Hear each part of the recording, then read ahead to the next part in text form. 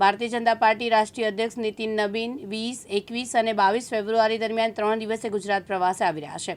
ભાજપના સૌથી નાની વયના રાષ્ટ્રીય અધ્યક્ષ તરીકે ઓળખાતા નબીબના આ પ્રવાસને લઈને સંગઠનમાં ભારે ઉત્સાહ જોવા મળી રહ્યો છે। બિહાર પ્રદેશ યુવા અધ્યક્ષથી લઈને બિહારમાં મંત્રીપદ સુધીની સફર કરનાર નબીન હાલ રાષ્ટ્રીય અધ્યક્ષ તરીકે પાર્ટીને નેતૃત્વ આપી રહ્યા છે। ભાજપને પાર્ટી વિથ ડિફરન્સ તરીકે ઓળખવામાં આવે છે અને મહેસાણા વડનગરનો સામાન્ય કાર્યકર પણ દેશનો વડાપ્રધાન બની શકે તેવું ઉદાહરણ ભાજપે પૂરું પાડ્યું છે। આજની આ પત્રકાર પરિષદમાં સૌ મિત્રોનું સ્વાગત છે। ભારતીય જનતા પાર્ટીના નવનિયુક્ત રાષ્ટ્રીય અધ્યક્ષ નીતિન નવીનજી ગુજરાતના પ્રવાસે આવી રહ્યા છે। 3 દિવસના પ્રવાસમાં ક્યાં ક્યાં જશે એની આખી સંપૂર્ણ વિગતો આજે આપના માધ્યમથી આ પ્રેસ વાર્તાનું આયોજન જે કર્યું છે। મિત્રો, ભારતીય જનતા પાર્ટી એક વિચારધારાવાળી અને સમર્પિત કાર્યકર્તાઓની પાર્ટી છે। ભારતીય જનતા પાર્ટીના બૂથનો કાર્યકર્તા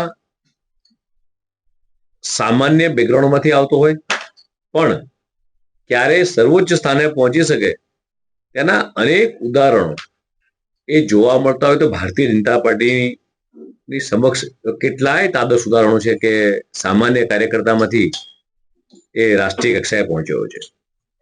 સામાન્ય પરિવારમાં જન્મેલ મહેસાણાના વડનગરના સામાન્ય પરિવારમાં જન્મેલ વ્યક્તિ પણ દેશના યશસ્વી પ્રધાનમંત્રી બની શકે એ ભારતીય જનતા પાર્ટીમાં જ શક્ય છે।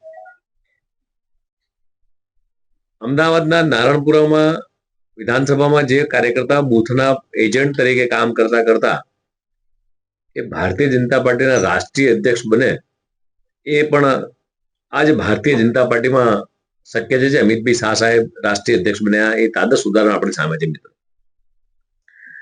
આવા તો અનેક દાખલા છે કે જાહેર જીવનની શરૂઆત એક સામાન્ય કાર્યકર્તા તરીકે કરી હોય, ભારતીય જનતા પાર્ટીના કમળ દોર્યા હોય, દિવાલ વોલ પેઇન્ટિંગ કરી હોય, ઝંડા લગાવ્યા હોય અને પ્રદેશ અથવા રાષ્ટ્રીય સ્તરે જવાબદારી નિભાવી અને નાગરિકોના હૃદયમાં સ્થાન પામ્યું હોય અને એટલા માટે જ કહેવાય છે કે Bharatiya Janata Party party with the different એ મિત્રો આ વસ્તુ બતાવી રહી છે। તાજેતરમાં જ ભાજપના શીર્ષક નેતૃત્વ દ્વારા ભાજપની વિચારધારાને સમર્પિત યુવાવસ્થાથી ભાજપમાં જ સક્રિય ભૂમિ ભજવનાર બિહાર પ્રદેશ યુવા મોરચાના અધ્યક્ષ તરીકે જેમણે ભૂમિકા ભજવી છે, રાષ્ટ્રીય યુવા મોરચાના મહામંત્રી તરીકે, છત્તીસગઢ અને સિક્કિમના પ્રભારી તરીકે,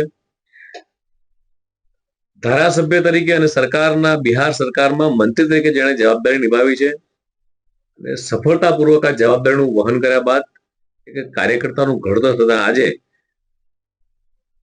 નીતિન નવીનજી એ ભારતીય જનતા પાર્ટીના રાષ્ટ્રીય અધ્યક્ષ તરીકેની કમાન એ શીર્ષક નેતૃત્વ એમને સોંપી છે।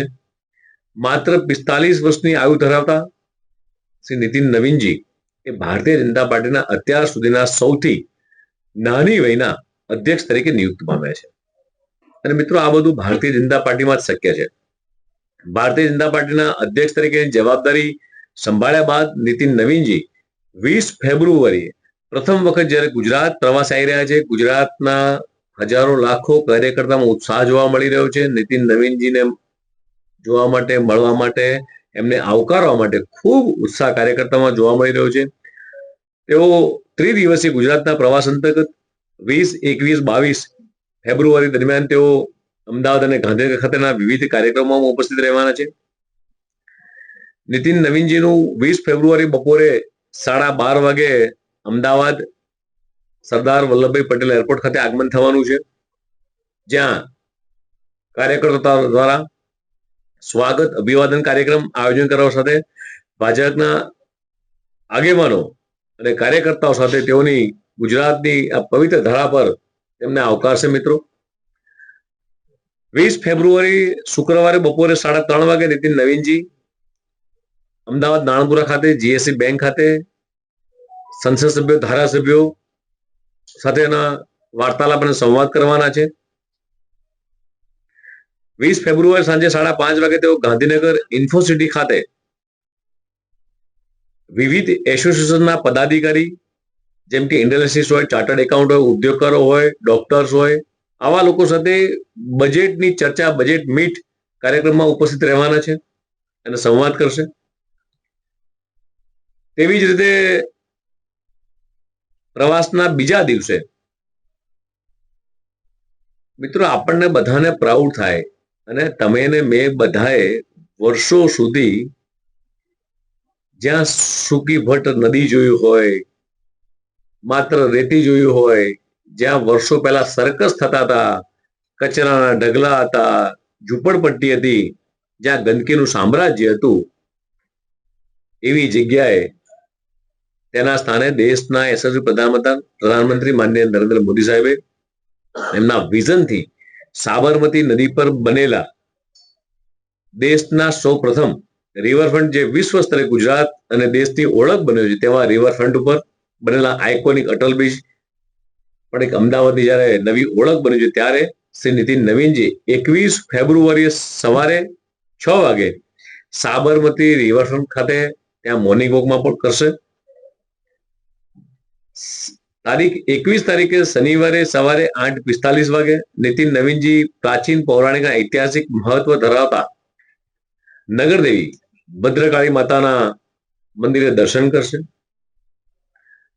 રાષ્ટ્રીય અધ્યક્ષ શ્રી નીતિન નવીનજી ગુજરાતના ભાજપાના પ્રદેશ કાર્યાલય પર કોબા ખાતે 21 તારીખે સવારે 11 વાગે પ્રદેશના તમામ પદાધિકારીઓ, સંગઠનના હોદ્દેદારો, સિનિયર આગેવાનો, કાર્યકર્તાઓ સાથે સંવાદ કરવાના છે મિત્રો.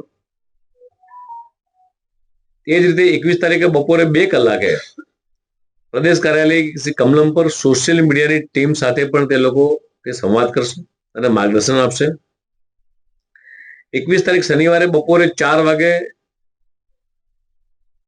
નીતિન નવીનજી પ્રધાનમંત્રી નરેન્દ્ર મોદીજીના ડ્રીમ પ્રોજેક્ટ અને દેશનું સૌ પ્રથમ ઇન્ટરનેશનલ ફાઇનાન્સ ટેક સિટી, જ્યાં અત્યારે 400 થી વધારે કંપનીઓ કાર્યરત છે એવા ગાંધીનગર સ્થિત ગિફ્ટ સિટી ખાતે યંગ વોઇસ સમિટમાં યુવા ઉદ્યોગ સાહસિકો અને સ્ટાર્ટઅપ ફાઉન્ડેશનને સંબોધિત કરવાના છે. વિઝનરી વડાપ્રધાન, દેશના યશસ્વી પ્રધાનમંત્રી માનનીય મોદી સાહેબે જે વિકસિત ભારત 2047 જે સપનું જોયું છે અને યુવાનો પોતે કઈ દિશામાં આગળ વધી રહ્યા છે, આ એક સારો સંવાદ ગિફ્ટ સિટી ખાતે થવાનો છે. 21 તારીખે સાંજે 5:30 વાગે અમદાવાદ ખાતે જીએમડીસી હોલ ખાતે બુથના કાર્યકર્તાઓનું સંમેલન કરવામાં આવશે. બુથ સમિતિ સુધીના કાર્યકર્તાઓનું એક સંમેલનનું આયોજન કરવામાં આવ્યું છે.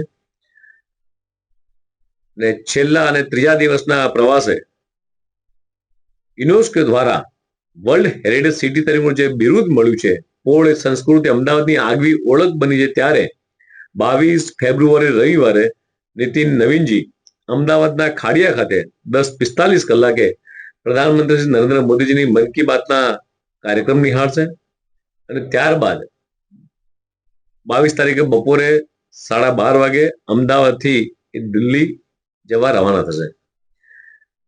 રાષ્ટ્રીય અધ્યક્ષ બન્યા બાદ એ દેશના આમ જોવા જાવ તો પ્રથમ વખત રાષ્ટ્રીય અધ્યક્ષ તરીકેના ગુજરાતમાં પ્રવાસ આવી રહ્યા છે. હજારો લાખો કાર્યકર્તાઓ પોતાના અધ્યક્ષ આવતા હોય એટલે એમને આવકારવા માટે થનગની રહ્યા હોય.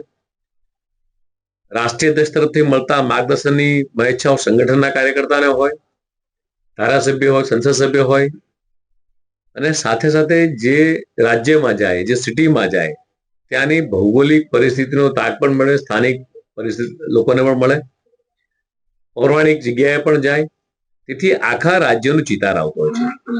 એવી જ રીતે રાષ્ટ્રીય અધ્યક્ષનો 3 દિવસીય પ્રવાસ જે આયોજન થયું છે એ આયોજનનો આખો ભાગ છે, જેની વિસ્તૃત ચર્ચા કરી છે. સૌનો આભાર. ભારત માતા કી જય. વંદે માતરમ. ચિરાગ સોની, દિવ્યાંગ ન્યૂઝ, અમદાવાદ.